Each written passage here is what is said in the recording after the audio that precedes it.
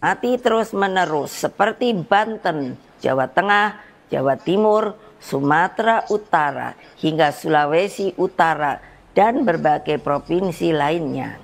Di Jawa Tengah misalnya, saya mendapatkan laporan betapa masifnya penggunaan pejabat kepala daerah hingga mutasi aparatur kepolisian demi tujuan politik elektoral. Ini tidak boleh dibiarkan lagi. Apa yang terjadi saat ini sudah di luar batas-batas kepatutan etika, moral, dan hati nurani. Karena itulah kepada seluruh simpatisan, anggota, dan kader Partai Demokrasi Indonesia Perjuangan serta seluruh rakyat Indonesia, saya serukan terus-menerus, jangan pernah takut untuk menyuarakan kebenaran.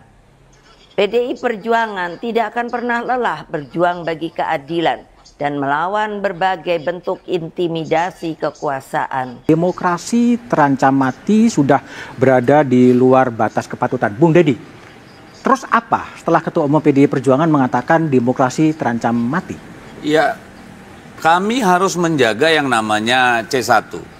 Karena dengan quick count ini kan memungkinkan adanya suatu pembentukan opini yang akhirnya akan meruntuhkan moral force. Sehingga orang, oh udah kalah nih, udah tinggalin aja.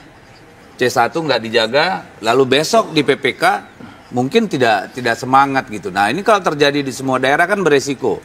Padahal kan kita tahu bahwa hasil pemilu ini tidak ditentukan oleh quick count, tapi penghitungan manual berjenjang. Ya kan? Jadi di seluruh tahapan itu kita harus fight. Ya, karena apalagi nanti penghitungan PPK itu sangat vital, karena disitulah dimungkinkan kotak suara dibuka. Setelah itu hanya mungkin di Mahkamah Konstitusi, dan itu sangat sulit, jarang terjadi gitu. Jadi kami tidak mau quick count ini kemudian melemahkan semangat kita, semangat perlawanan kita gitu. Karena lebih bagus perlawanan kita terhadap sikap ngawur dari instrumen-instrumen kekuasaan itu kita jadikan energi untuk tetap berjuang pada jalur demokrasi yang tersedia. Ya, karena bagaimanapun ini tanggung jawab kita ke depan. Dan dari sini kita akan belajar banyak yang perlu diperbaiki. Bagaimana posisi Polri dalam konteks demokrasi? Apakah masih tetap di situ? Lalu bagaimana kita misalnya mengatur undang-undang pemilu? Ya, serentak. Apakah masih sekarang? Atau nanti misalnya gabung saja DPRD kabupaten provinsi dengan pilkada, itu masih banyak lagi. Tapi pembelajaran banyak dari sini. Baik. Bung Ara, demokrasi terancam mati. Apakah Anda juga punya kesan yang sama? Berbeda sekali, karena waktu Pak Jokowi itu kepercayaan publiknya bahkan paling tinggi di dunia. Ya, kepercayaan publiknya. Betul ya Pak ya? Habis itu Pak Prabowo 85%. Lebih tinggi lagi Pak. Kalau rakyat Indonesia nggak percaya Pak, kalau hari ini ada yang nggak jujur, main ya, polisi juga kepercayaan publiknya tinggi Pak. Ya, kejaksaan juga meningkat. Nah, kalau polisi kita bisa boleh gantian nggak? Ya, silakan biar Ara. Ya, kalau kamu ngomong gantian. Ya. Kita nggak usah kayak anak kecil. Aku mau kasih tahu bahwa polisi beda. Biar Ara. Ya silakan. Udah silakan. Nggak apa-apa, silakan. Bukan kamu yang ngatur. Yuk silakan. Ya, saya silakan. Bukan kamu yang ngatur. Di sini ada moderator. Lewat moderator silakan aja moderator. Moderator yang ngatur, bukan kamu. Makanya saya bilang lewat moderator silakan. Udah gitu ya. Emang kalau kalah itu ikhlas saja. Enggak, kalah itu udah berat ya, gitu. Kalau belajar negarawan itu pernah menang, pernah kalah. Pak Prabowo itu berapa kali kalah? Nggak usah terlalu songong lah. Ya. Nggak usah terlalu songong. Udah biar Bung Deddy Ara itu faktanya dari tadi gitu. Songong melulu lu soalnya. Nggak usah terlalu songong kita. Memang berat kalah itu. Iya. Silakan. Sabar aja. Ya memang lebih enak jadi kaki tangan oligarki kalau. Berhenti Bung Deddy, biar Ara dulu kasih. Ya udah. Memang berat kalah itu. Nah, jangan terusin lu kayak perempuan. Jangan.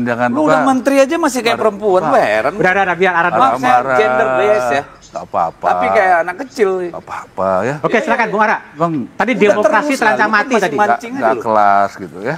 Ya nggak kelas tapi lu pancing terus. Udah Bung Ara, Bung Ara dulu. Lu ngomong aja. Kenapa kepancing? Silakan. Kalau memang bagus kenapa kepancing? Ya kan? Berarti nggak kelas kan? Jadi kalau Pak Prabowo itu kepercayaan publiknya tinggi, ya kan? Ya sudah, terima itu. Ya, sekarang Pak Prabowo, Pak Jokowi itu rukun. Ada yang nggak suka rukun. Ada yang mau memisahkan, ada. nggak happy kalau Jokowi Prabowo itu rukun. Iya. Tapi Pak Prabowo bilang sama saya sama Pak Jokowi juga satu matahari, Mas Ara. Matahari aja Prabowo. Begitu.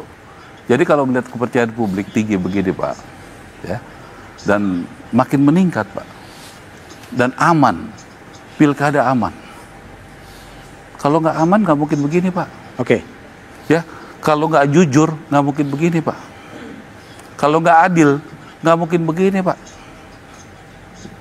Kita di Jakarta sementara ini di bawah kok, terima kok. Kalau kalah terima kok. Apa kami demo-demo marah-marah? Enggak. Pak Prabowo bilang, kita terima. Kalau memang kita kalah di Jakarta, kita terima. Begitu. Oke. Jadi nggak cari-cari alasan. Ya memang di Jakarta situasinya begitu. Kalau 2 putaran, kita kerja lagi.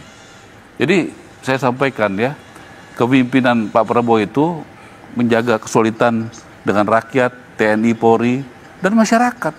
Nggak bisa kalau cuma dengan katakanlah elit TNI. Bagus TNI kita, menurut saya independen, betul-betul dia profesional. Oke. Polisi kita juga begitu, itu kita bisa rasakan. Oke. Kalau misalnya nggak di Jakarta kan semua tadi sepakat independensinya tinggi, ya.